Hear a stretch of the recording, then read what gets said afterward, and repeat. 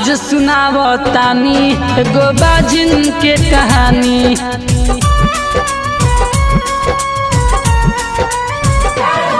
हम आज सुनावतानी एगो बाजिन के कहानी। कितना दुख से कटल रहे ओकर जिंदगानी। हम आज सुनावतानी एगो बाजिन के कहानी। हम आज सुनावतानी एगो बाजिन के कहानी।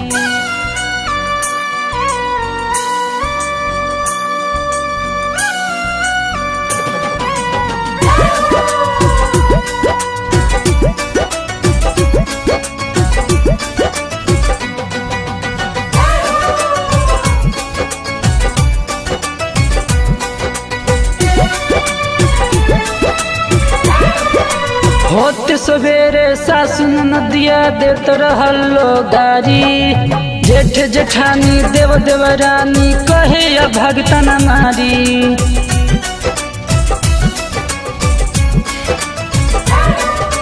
होते सवेरे सासु नदिया देत रहलो गारी।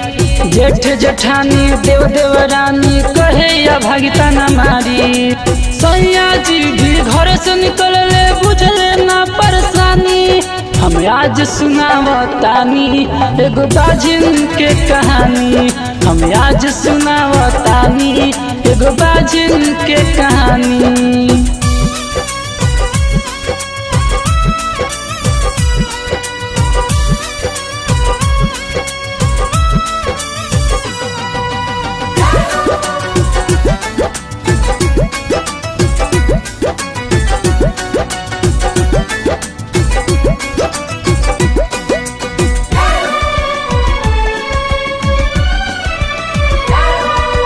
बारह भरोसा लेके पहुँचली मम्मी पापा के पास में।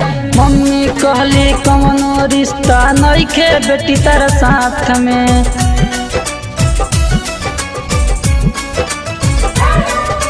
बारह भरोसा लेके पहुँचली मम्मी पापा के पास में।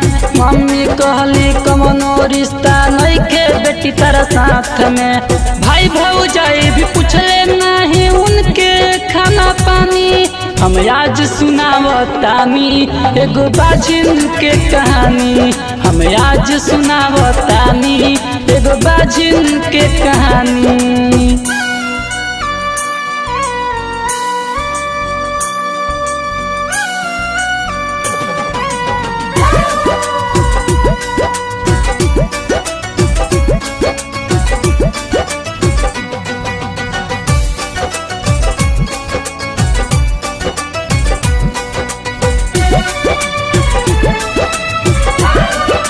चल देहली जंगल के अंदर शेर एगो मिल गईले। कहली कि तू खा जा भैया लेकिन वो ना खैले।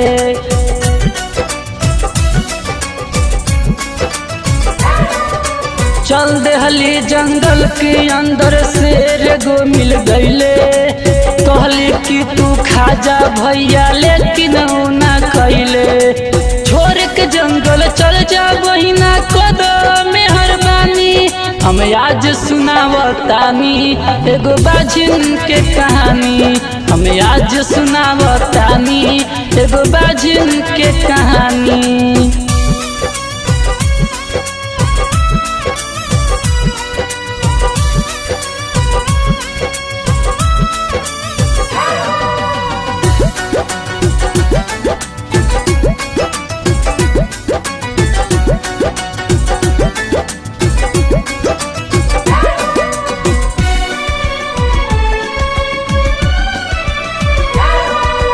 होके निराश सगरो से जब थावे दरबार में गईली। सुनील दीवाना मैया उन पे ममता के पैर बरसैली।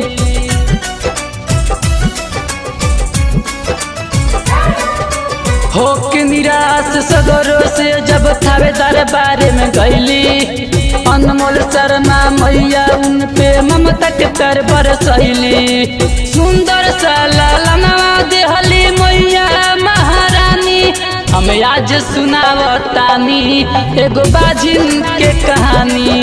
हम आज सुनावतानी एगो बाजिन के कहानी।